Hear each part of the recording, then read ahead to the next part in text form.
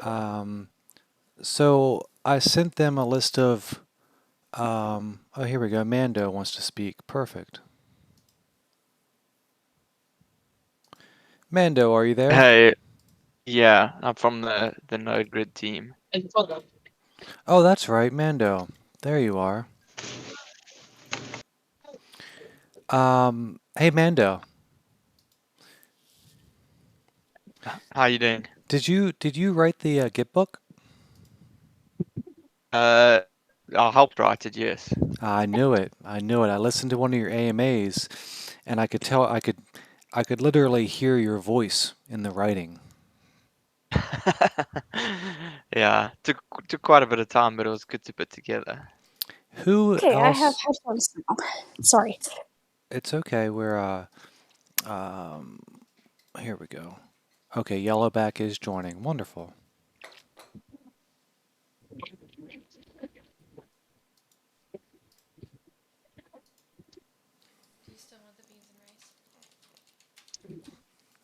I won't be able to. No, thank you. It'll get cold. Thank you, honey.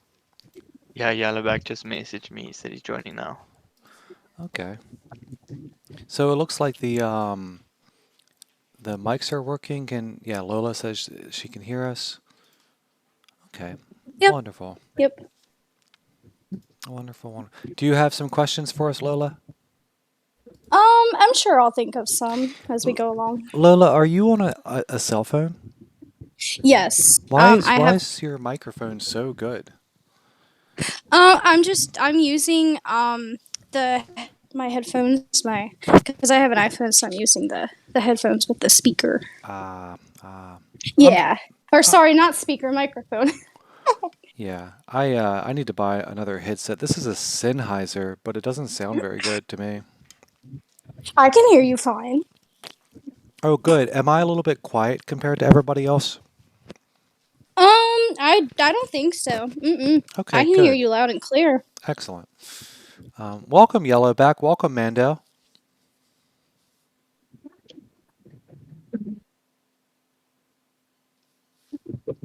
Hey, Shogun, you've got some background noise. If you can self mute.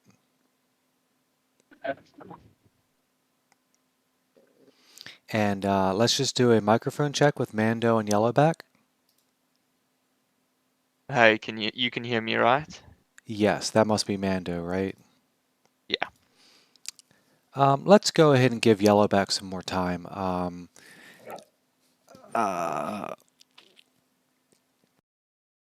I like to start promptly, but uh, you know, come on, we got to have the main man.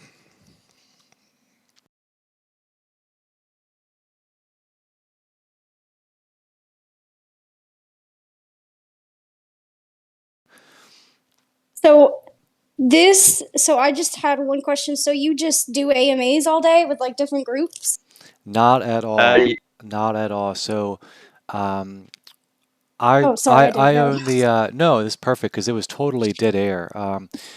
I run the Fear versus Greed Discord server, and I spend most of my day researching these different projects. And the main thing that I do, honestly, is I keep track of the launch dates and the launch times for my members, and we make money because there's a lot of money to be made in these pre-launch sales. There's money to be made in the launch sales, but not as much as there was months ago. But by tracking all these pre-launch sales, we do pretty good, and we track whitelists, and we just help each other. I mean, we're over 100 members strong. We've got a team of 5, and it's a full-time job. I mean, don't kid yourself. DeFi moves at the speed of light, and every single day I check tons of projects, and every single day there is some project or another that is launching tomorrow. That has You guys hear me? yes. Yeah, yeah. I mean, Oh, this is yes. Finally. So hi. Having some AirPod issues.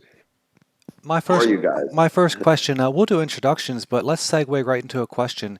How long did NodeGrid have their release date or their launch date public before you launched? I mean, did you guys have, was it I would weeks or? say it was about 5 days. I think we had settled initially on a window where we said it was going to be somewhere between like this 3 day time frame, and then we narrowed down as soon as we got ready for the wait list. Yeah, I was doing some negative PR, let's call it, about Fiscus, Fiscus, which is a project that's like sounds really cool, but they uh, they said, oh, we're gonna launch tonight at 1 a.m. in the morning, and this was on 8 hours notice. I mean, sure, people. I knew that they were going to launch soon. I mean, I was only like 30 minutes late. I got the news faster than almost anybody because that's what I do for a living. But I criticized him. I said that doesn't make any sense. You know, I can't I can't be there. I'm gonna sleep. I have work to do. You know what I mean? I can't be there for this launch. But um, people argued with me and they said I'm flooding their bags, and I don't know. I thought it wasn't fair. Thoughts, Yellowback? I mean, I kind of like some of the shotgun stealth launch strategies, but I think I heard about that, but um, yeah, I think that one was a little bit peculiar, to especially launch at 1 o'clock in the morning, for one of your largest audiences. I think probably not too advantageous, but um, I don't know. I think some of the like stealth random launch strategies work well, but I don't really like that one Right. personally. I have seen stealth launches do really, really good, but this wasn't a stealth launch. This was, we're going to launch at a certain time, 8 hours from now. Yeah, yeah. Or I think were they to the minute with the launch? They were, but then they never launched because of, problems. Yeah. I mean I don't love it, I'm not but trying to hate on to Fiscus each Dow. yeah, to It's a each great their own. project, and they've got great ideas. But I know that I've been tracking that for months, and if I had missed that, if I had let my members miss that, so maybe somebody said, "Oh, why Caraway? Why are you taking this personally?" It's because if I had let my members miss that, it would have been bad. You know what I mean? They would have. Maybe that's why. So I don't know. I'm not perfect, guys. Come on. It made me upset. I don't really know why. I can just tell something's wrong. Let's go ahead and start this podcast. Mando, do you want to introduce yourself and then we'll let Yellowback? Yeah, so Mando, you can call me Max. I'm the kind of tech lead behind NodeGrid. I've been working in the DeFi space for a number of years, kind of helping with kind of run, but more on the tech side of it, DeFi protocols. Mainly focused on Solidity, which is the smart contract languages for kind of any Ethereum-based blockchain, so Binance, Avalanche, Polygon, etc. Um, Kind of been mainly focused on that, the coding side, so the back end side.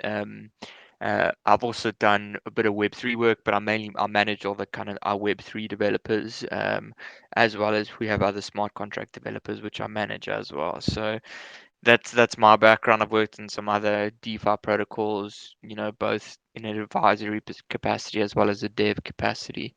And kind of got into NodeGrid because, I was one of the first people in kind of the BSC ecosystem when PancakeSwap launched last, sure, nearly, what is it, 18 months ago, nearly 18 months Yeah. ago. Um, December 2020. And I was one of the first people in the BSC ecosystem, and I saw it would go from pretty much zero to where it is today.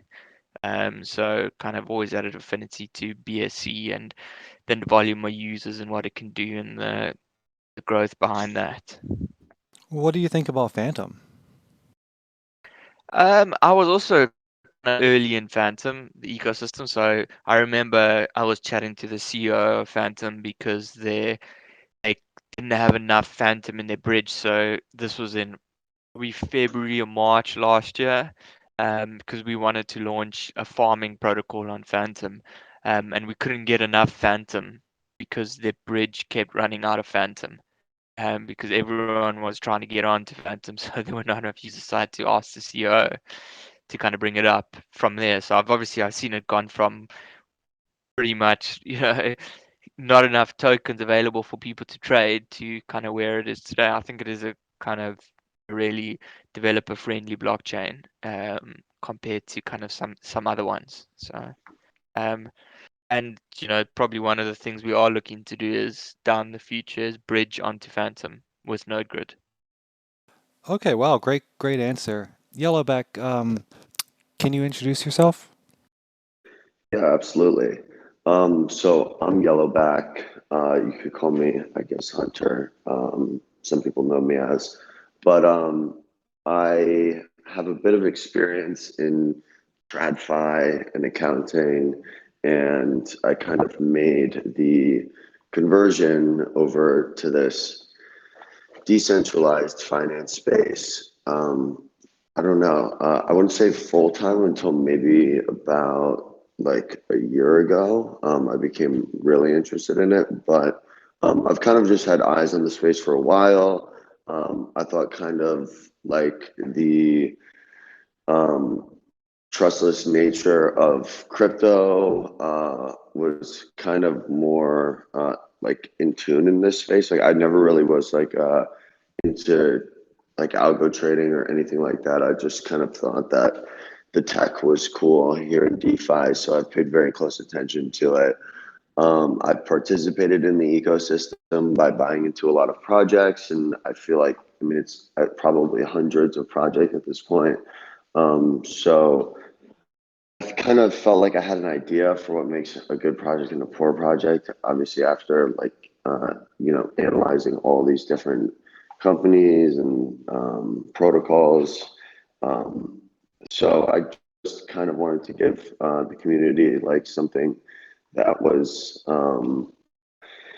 fair and transparent and something that could kind of blow up on BSC, because I don't really think anyone's done a NAS protocol on BSC that has done really the chain justice thus far. So that's kind of how I got here. Awesome. What do you think about Metis?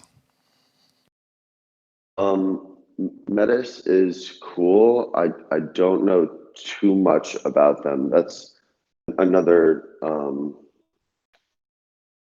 They're nascent for sure. Yeah, it's a layer to Ethereum. Um, I've also heard quite a bit about it. I mean, honestly, I haven't built on it or kind of utilized it as well. I mean, I've obviously seen it around and people mentioning it and saying, projects are doing quite well on it. But same, I haven't really participated or built on metas as of yet. Yeah, I did a project on Metis called Aurarium or something, and they were like, "Oh, you wait till you see how great Metis is." It didn't seem that great to me. It seemed like pretty much okay, you know. I didn't. It wasn't as fast as Phantom, that's for sure. Let's go back to the. You know what? Let me just say what Is NodeGrid is. Phantom your favorite network? No, I like Avalanche. Even I though like the Avalanche too. yeah, the I fees could be better. heard a great analogy a couple months ago, and it was like, we'll probably get to the point though where all these different networks are just somewhat kind of equal speed, like how phone carriers all just use 5G now. It's the standard. It's pretty much the fastest, and I thought that was probably most likely what we'll see in the future. So I try not to pay too much attention between the small differences now. Yeah, I mean, the only thing I know is that I don't do Ethereum projects because I'm not rich enough, right? I'm bitter. I'm bitter about it, you know? So I'm not even like pretending to be objective about it. I just know that I bought this NFT and I paid like $400 or something to get onto OpenSea and to get, come on, guys. That's why I like Avalanche. You know, it's never going to be more than couple dollars. Let's Yeah. talk about NodeGrid. You guys launched April 4th. You have well over 15,000 nodes created, so congratulations on a great launch, right? Congratulations, guys. Thank you. Tell me about how Appreciate you were that. feeling right in, let's say, the day and the hours leading up to the launch, and how you're feeling now. Well, I've observed some other projects, kind of from the like advisor standpoint before. Never necessarily as kind of the head of something, and I have seen the behind the scenes of some other projects, so I know that it's kind of mayhem. If you can kind of imagine, there's just always like little random things that you kind of have going on. It's like, I guess, comparable to maybe something like a wedding where it's like you're dealing with a ton of people, and then maybe this one guy's late, so you have to figure out how to like supplement with something else. It's just you have to be very flexible. I think stuff like that, those situations are just like dynamic. So we expected to have certain problems. We did encounter a few problems that were unexpected, but I think one of the things that I really wanted to make certain was that everybody was with us from the team during that moment in time. So we were pretty much like full steam ahead at that point, and anything that came up, we were just able to resolve pretty quickly. So Were you like elated in the moments after the launch when you realized that there was no major issue, no major bug, that it I wasn't don't gonna? think I don't think that was probably though until like maybe I don't know, 4 hours after, maybe. I think Max can kind of I don't know. I think he I think he probably had a little bit of a more, or I guess you could say, chiller experience. Probably just because I was handling a bunch of like community related stuff, so it was just answering a bajillion questions at that moment in time. But yeah, I think that it was probably like 4 hours later until I was like, okay, cool, everything's chill, we survived. Yeah, I'm sure that launch day, I have seen personally dozens of projects that looked good just get devastated on launch day. And of course, you only get one launch day. So, good job, guys. Did you guys do anything to celebrate? Mando, did you do anything to celebrate? Not yet, because I think we're still building, so kind of focused on kind of the building phase right now.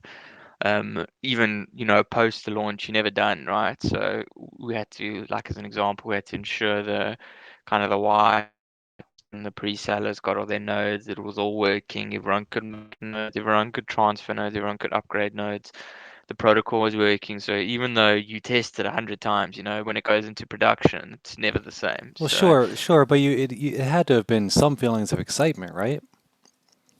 oh yeah, I kind of that's why I do this. I get for me the kind of launch day and launching kind of new protocols is kind of you do get a thrill out of it. I mean, obviously it's stressful, but you do get a thrill, especially when it goes really well. Are you in as many projects as well? I know the answer to this. You're not. Nobody's in as many projects as Yellowback. I mean, he's in 100 DeFi projects. Is that true? Well, Anywhere over more than no, 50 is like a lot. not now, not currently. No, I wouldn't say like at like simultaneously. Well, I'd no, say of that, course oh, not. like, yeah, Uh, yeah. So I'd say over time, have I invested probably like 100 things, like more than that? Yeah, I would say most likely. did you do Wonderland?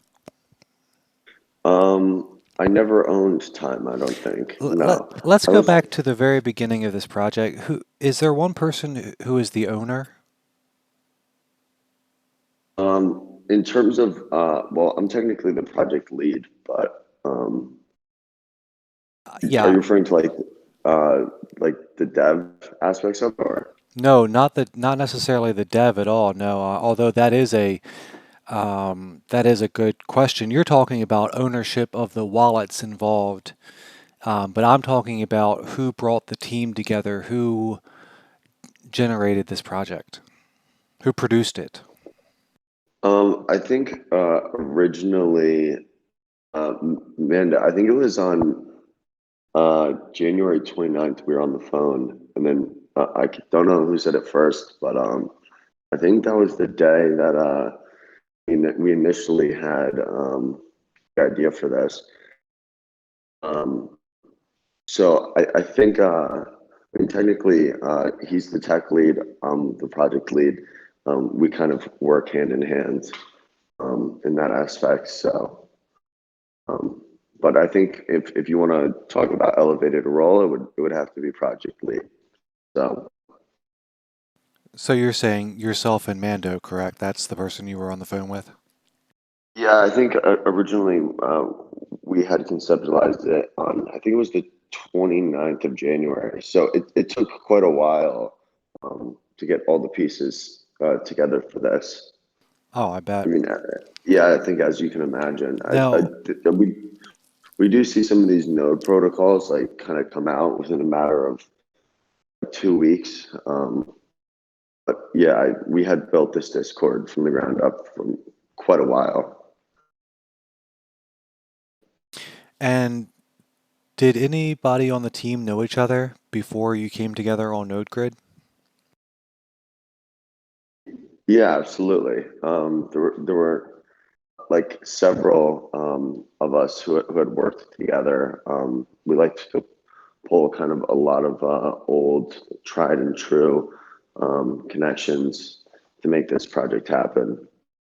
Okay, cool. I mean, that's good because then one of the biggest problems in DeFi is the issue of trust. And somebody Absolutely. somebody asked me, they said, "Oh, do you trust so and so?" And it was somebody that I'd been very friendly with and I liked a lot. And I said, "No. I just met this person 2 weeks ago. I don't trust anybody until I know him 15 years." I mean, that's really, in my life experience, after 15 years, you can predict what somebody's going to do. Before that, you can't. You can't. If you know somebody 7 or 8 years, you may have never seen them in dire straits. You may have never seen them really face adversity. Does that make sense? Yeah, definitely. In I DeFi, would I'd say, say a year is like 15 years, but in real life, I'd say, anyway, sorry to cut you off. Go ahead, Yellowback Hunter.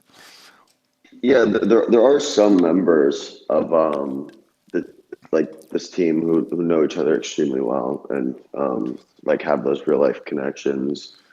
Um, so I'd say compared to some of the other projects in DeFi where it's just a non with a non, um, yeah, I think we're like exponentially higher than that in terms of trust among the team members. What is the biggest challenge that your team faced before you launched? Um,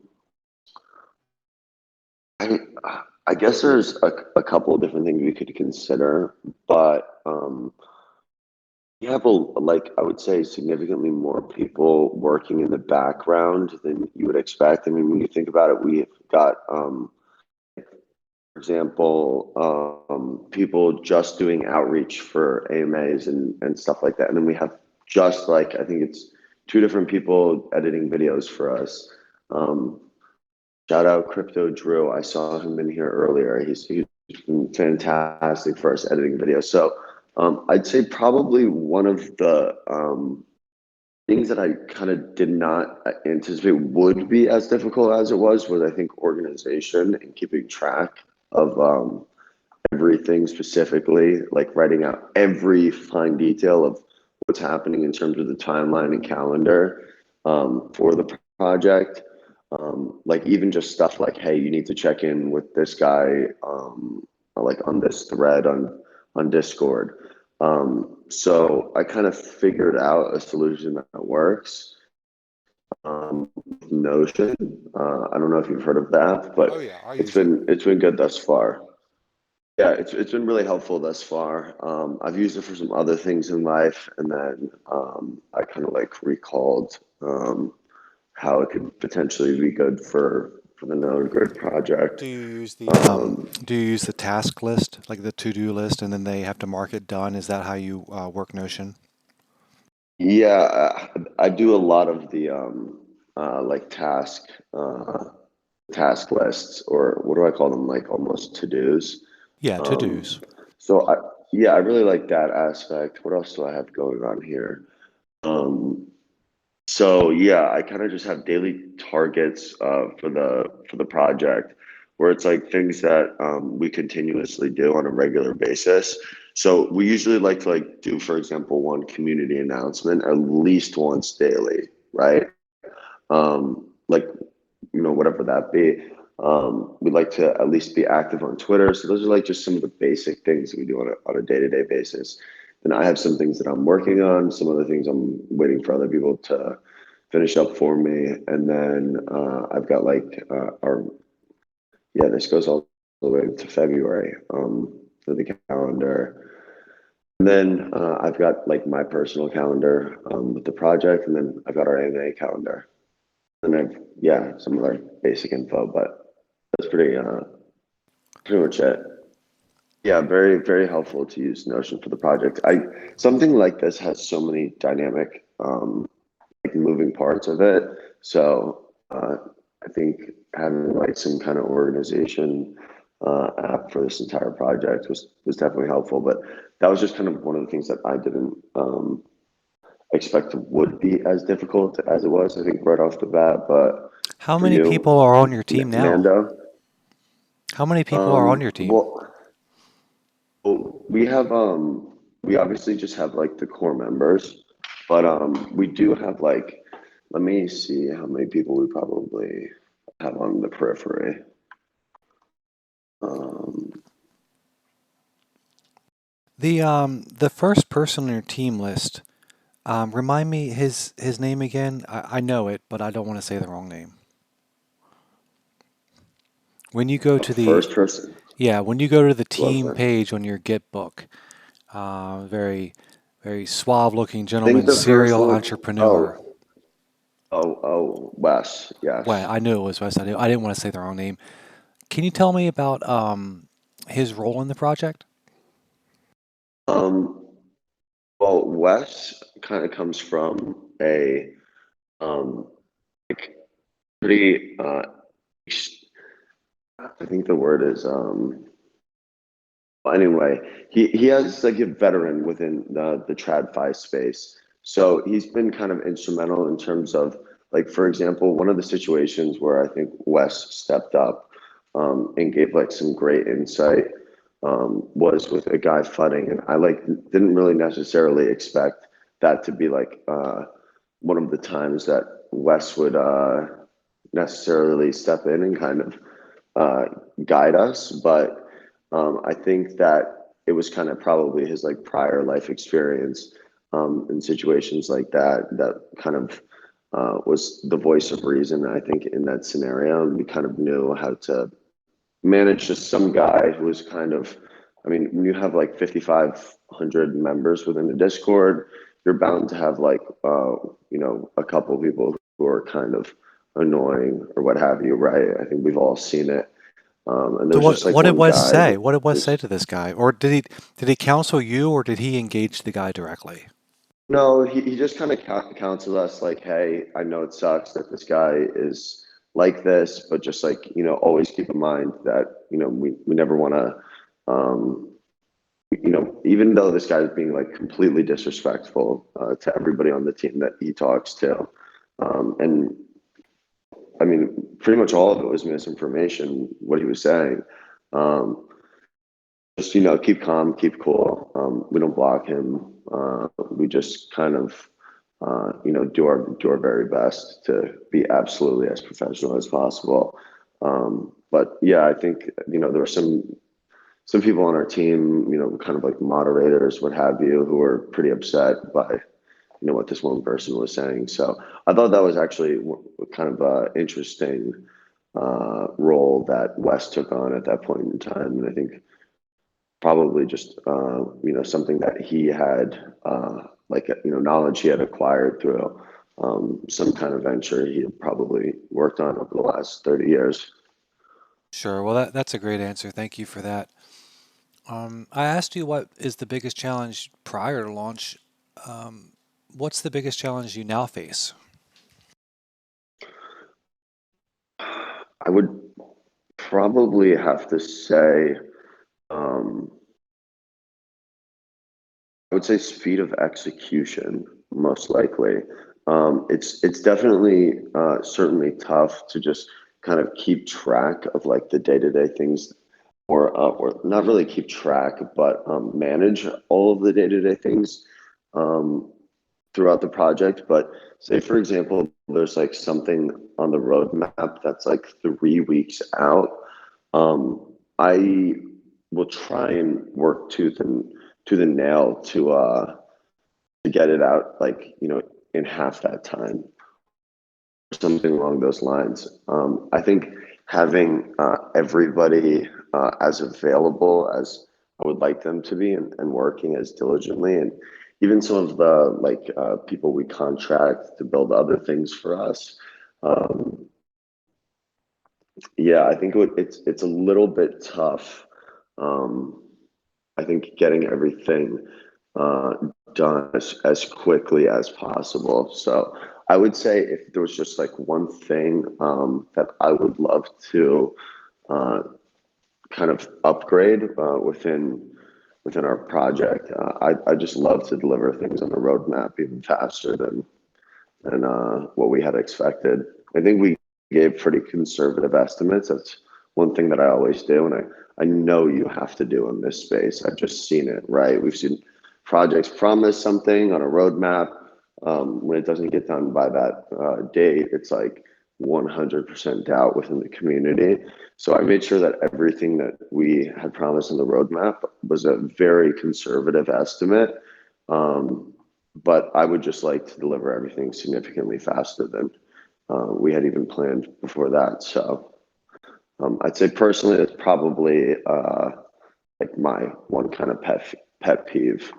But I think Mando probably has his own too, working on like the more technical side. Yeah, Mando, is your biggest challenge right now different than Yellowback's, or do you guys sort of share responsibility for the entire project? Yeah, I think we do. Kind of my biggest thing is also kind of ensure the kind of community are happy with whatever we're bringing out. Like as an example, we brought out RPC endpoints, and now we're monitoring their usage. Are they using them? Are they utilizing to the best effect? Is it working? And then anything we build, is it getting the correct usage? Is it working? And then how do we kind of drive adoption to that kind of technology or anything we deliver on our roadmap from a tech perspective? I see. This is an open-ended question for either of you. What would you change if you could go back in time 3 months? Tell me one thing you would do differently.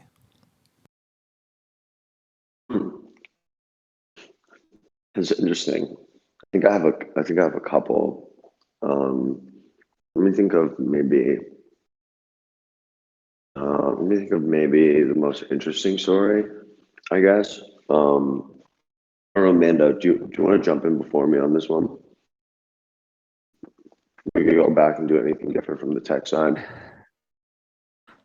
Yeah, I mean, maybe like the only thing I'd say maybe do more testing, but I guess from a tech stack perspective, I think we pretty much implemented everything we wanted to.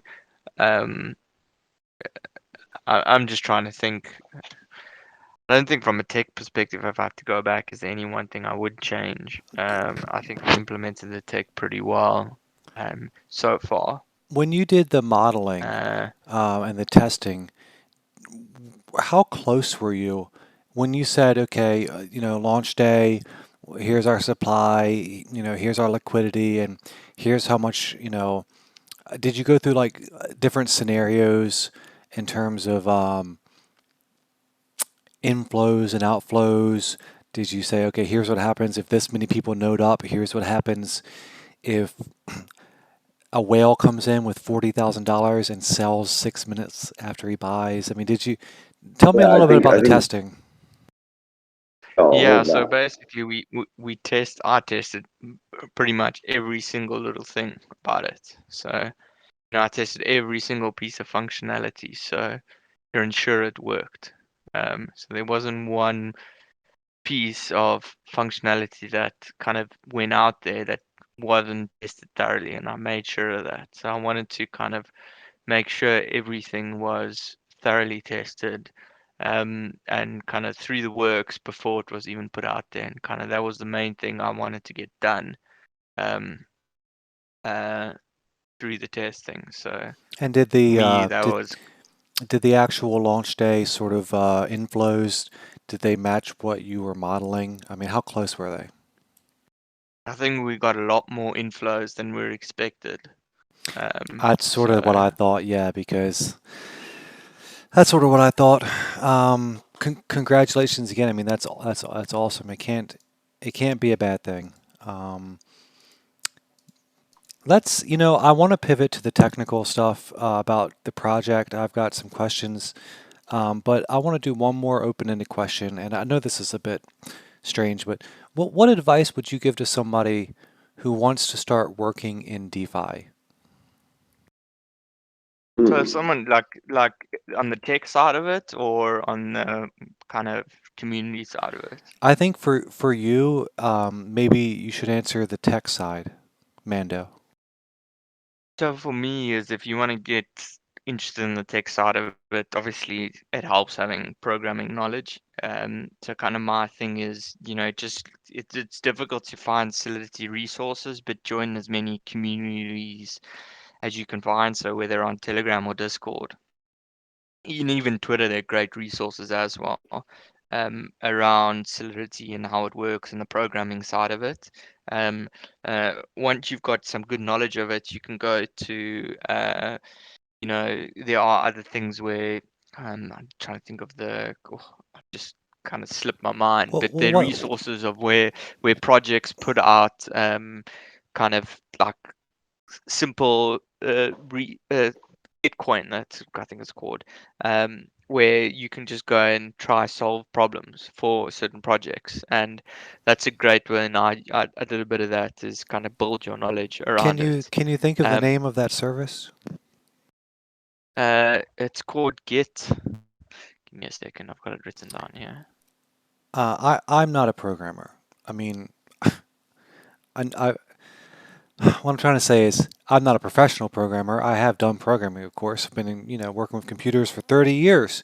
I tried to set up my Avalanche Go, and it was a nightmare, and I just didn't know where to go. Where does somebody go? It's Gitcoin. So Gitcoin. yeah. So it's basically kind of a lot of projects out there will put out a kind of a Gitcoin to say, okay, we've got this problem. Can a programmer come and help us solve it?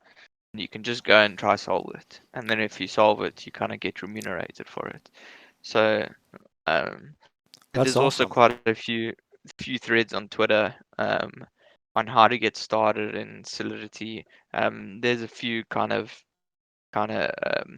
beginner courses on it, that you can do, um, as well on it. I mean, if you know how to program, it's a JavaScript based language, so it's kind of a Gotcha. simple-ish language to learn. So kind of the best thing to do is kind of get on it. There's no, it's not like kind of in the traditional world where you could have just kind of found a job on, platforms such as Indeed or LinkedIn or something like that. No, doesn't work like that. You It's have kind to of, you gotta, network, exactly. and you It's a also bit have to different. you have to trust the right people and distrust the right people. Correct. Exactly. What about you, Yellowback? Is there a pitfall that you want to warn people about now that you've been in the space and you're a leading figure in the space? I don't know, tough thing to, I kind of think, narrow down to one. I would probably just say like create those trusting relationships. Um, I've even heard some horror stories about stuff like that, but yeah, I would say that probably your network is your net worth. Um, kind of in this space, like create those good relationships, especially if you can have relationships that are tied to real world identities and it's just not a on and on and on.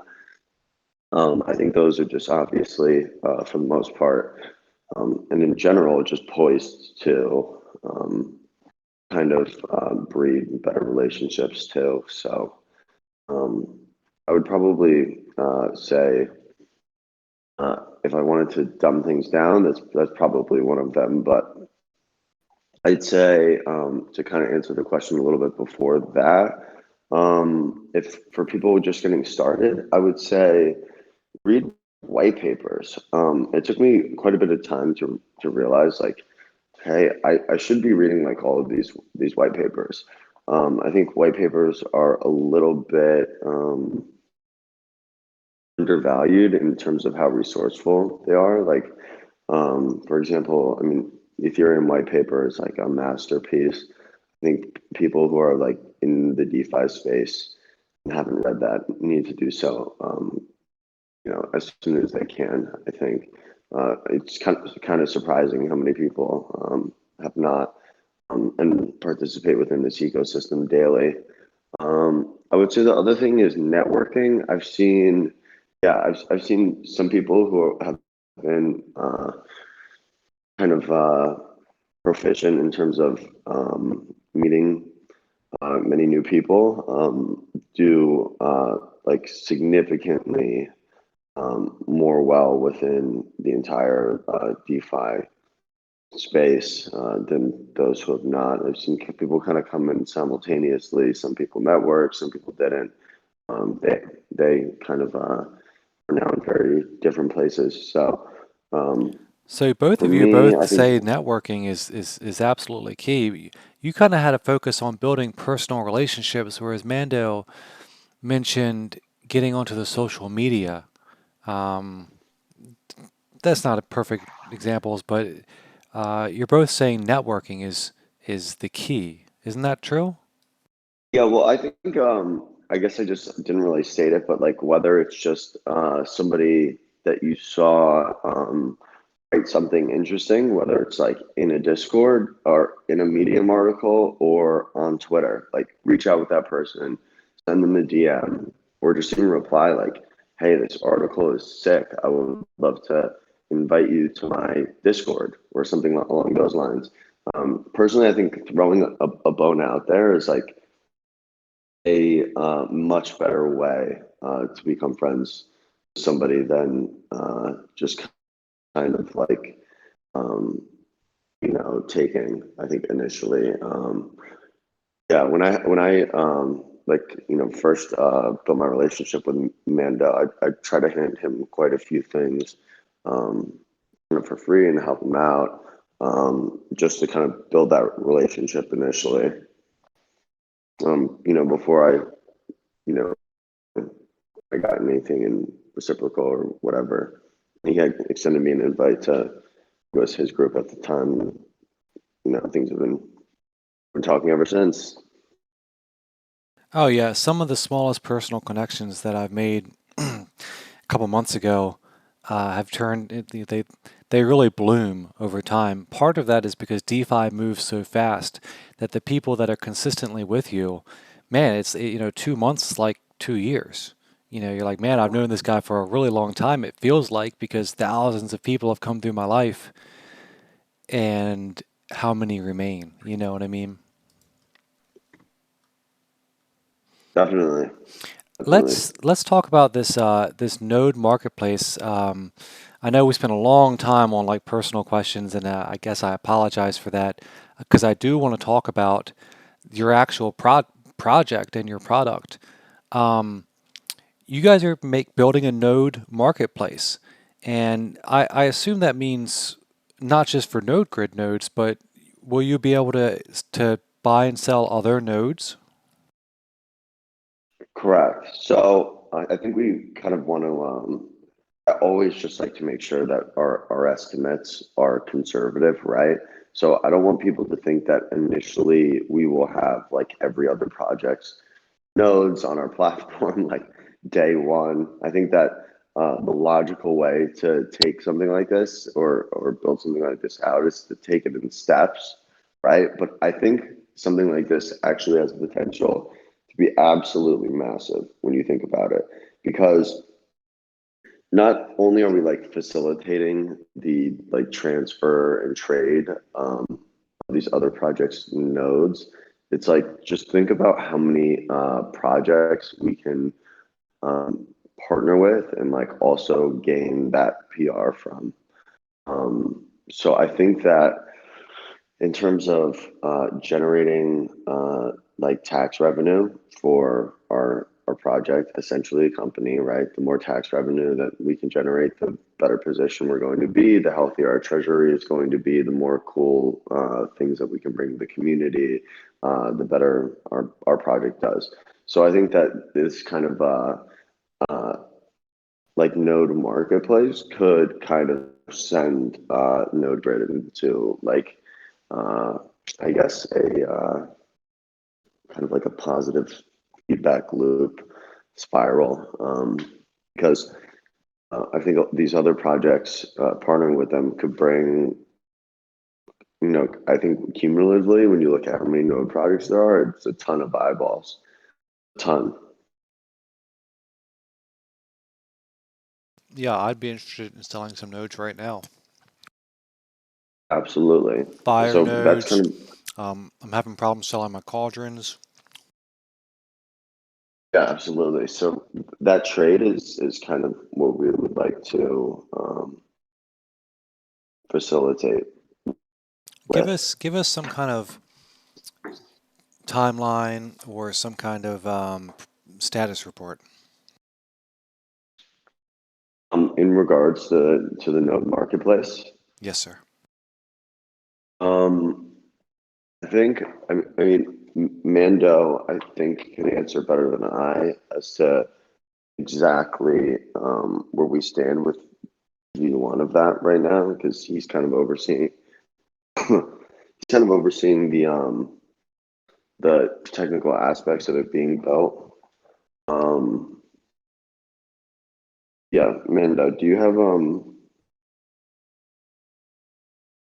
So in estimate terms where of, so we currently, I mean, we don't have a, we wanted to get out this quarter. So currently that's what we're aiming for. We don't have an exact date because it obviously needs testing, and once it's tested, there still could be bugs that we kind of put out. You don't see many protocols kind of putting out saying, okay, we want this done on X day, because we know that what I've seen generally gets pushed out. So yeah, kind of. Um, we're probably looking at this quarter. I mean, the devs are we're currently building it at the moment. So that's what you're working on So with every the day, team, correct? yeah. Well, that's a good answer. I mean, this quarter is what is that? About 2 more months.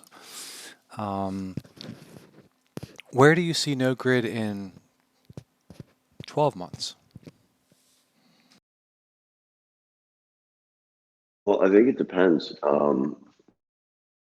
As I've kind of discussed before and voiced to the community, um,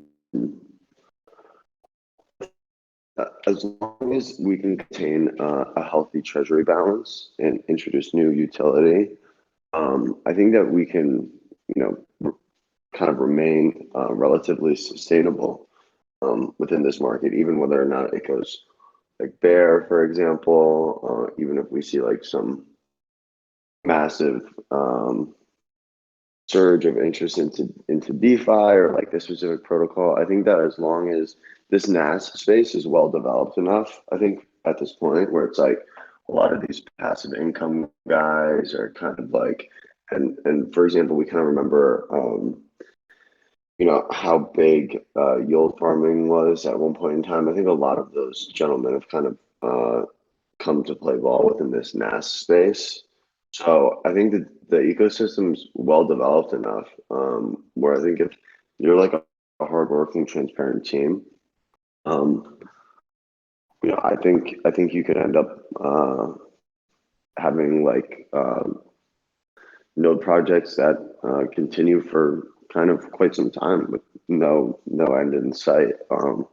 I think obviously there's like a lot of those projects where the team is just not very like committed, right? I think we've seen those, but I think with a healthy treasury balance, I think that you can really kind of do anything. I think that's a very uh, undervalued aspect. Some people don't necessarily consider because it kind of gives us the leg room to continue trying new things and just delivering um, new utility to the community.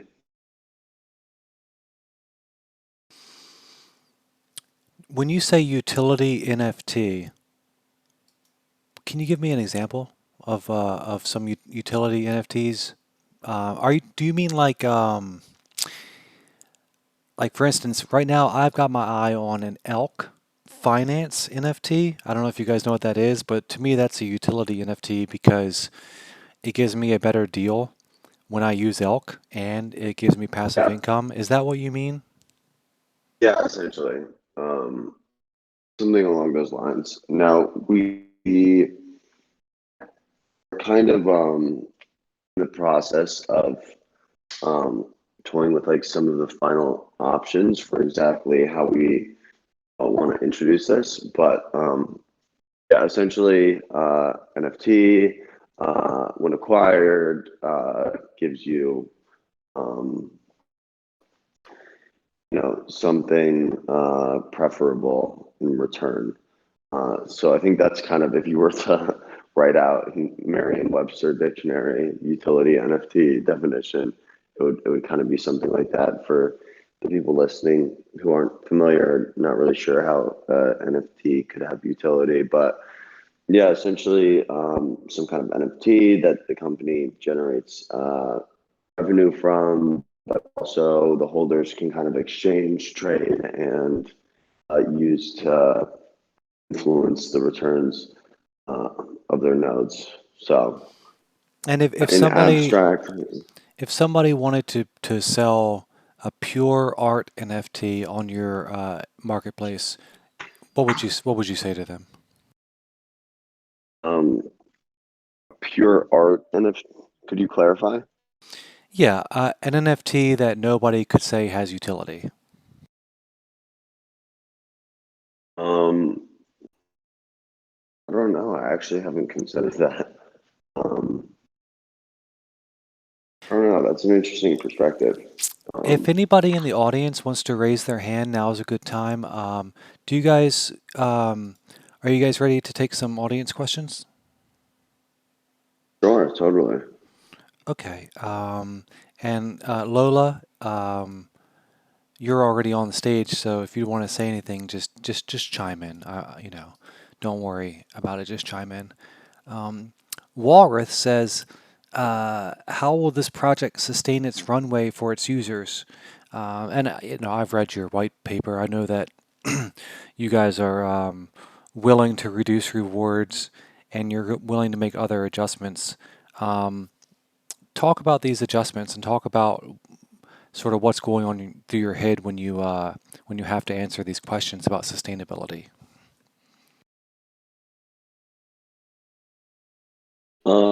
I think that's probably one of the most, I guess you could say, I don't know, greatest concerns among communities in general, right? Because the nature of the nature of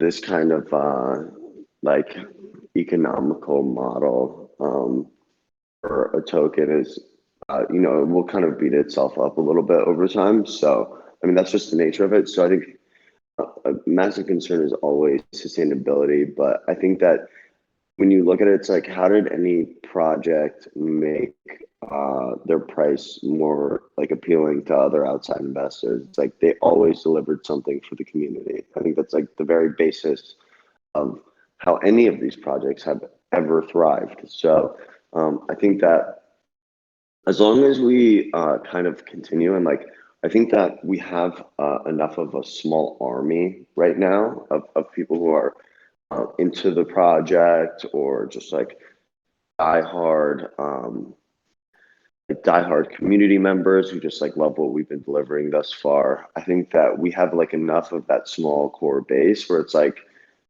uh, you know how almost like NFT mints are like 10,000. I think we all realize like, there's so many 10,000 because this creates kind of like a small army, right? Opposed to like there being those NFT projects that did like a 100 piece mint. They didn't do very well because there's, not really a whole lot of people involved. But I think with our small base, right, as long as we can keep delivering for the community, this team stays transparent, delivers on what we promise, and we just bring new and innovative ideas to the space, which is possible too because um, Mando geniusly suggested that we do an upgraded bulk contract. We're very flexible. I think we can. I think we can shake and bake here. I mean, it's all guns a blazing, full steam ahead with this project. We have a good, healthy treasury, and we just want to deliver as much as we possibly can in terms of like new innovative ideas. And it's possible that some of them don't work exactly as well as we want them to, but the wonderful thing is that we can always try again something new. Um, so I think as long as we keep those good core values, we keep the community happy, um, and we stay creative, uh, we can, I think, make sustainability look like one of the smallest problems that the project will encounter. Excellent, good answer. Mando, do you want to say a few words? I'm not seeing many hands up. I do have a couple more questions, but I thought it would be time to go ahead and start to circle back around to the beginning and wrap this AMA up. Yeah, I guess for us it's about kind of the key things we focused on our vision and values is it's about sustainability, community oriented and adaptability, which obviously Yellowback spoke to as well. And I think those are the key things we're focusing on, and those are the key things we'll continually focus on. Great. Yellowback, do you want to say a few words to close us out? Sure. Yeah. I mean, thank you very much to the community for joining us. I see some NodeGrid familiar faces, so thank you guys too from hopping over from our community over to here, and definitely join the Discord here, this channel. But yeah, and also thank you very much to you for hosting us. It's You're welcome. Thank you guys for being here. Sorry to cut you off. Yeah, thank you, and we're honored to have you guys, and truly, so thank you again. Yeah, absolutely.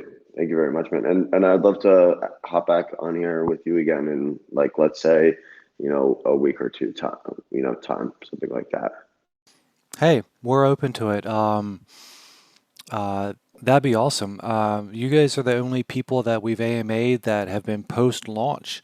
That's why I had so many post-launch questions for you guys. I was genuinely, and I can't wait to hear how you guys are feeling in a couple weeks. Definitely. Definitely. Yeah, I think that'd probably be a good time to check in. Like, let's speak within the next like 2-3 weeks, I'd say. We can do something like this again. Great. Yeah. I never mentioned this before, but anybody who's here from the NodeGrid community, if you want to become a member of Fear versus Greed, it is 1/2 of one AVAX for the rest of April. Typically, it is one AVAX per month or 2.5 AVAX for 3 month. to tell you the truth, I'm more familiar with the price of AVAX than like the price of bread or milk. I mean, people tell me like, "Oh, how much do you charge for your service?" And I say one AVAX. And normies don't have any clue what I'm talking about. You know what I mean? What the fuck is an AVAX? Well, everybody here knows what an AVAX is, and that's why you guys are my people, and that's why I'm yours. Right, guys? Absolutely. Thanks for coming, guys. Thank you, Mando. Yeah, Thank you, great. Thanks. Yellowback. Thank you, Thanks, Shogun. Thank you, Caroline. Thanks. Lola. You're welcome. Cool. All the best. Thank you, Cheers. guys. Everybody have a nice Sunday.